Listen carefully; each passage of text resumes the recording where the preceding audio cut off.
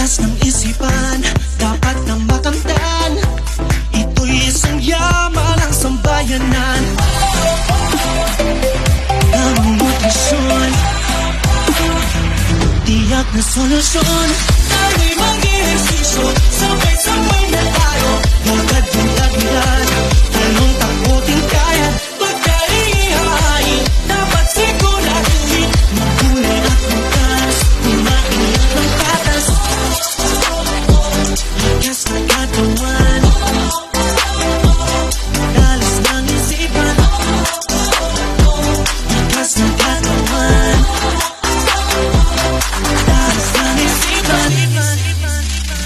Healthy life ay aking simulan.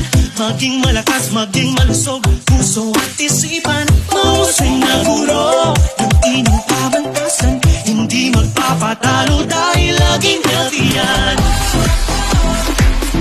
Tamang nutrisyon, tiyak na solusyon. Tayo'y mag-ehersisyo, sabay-sabay na tayo.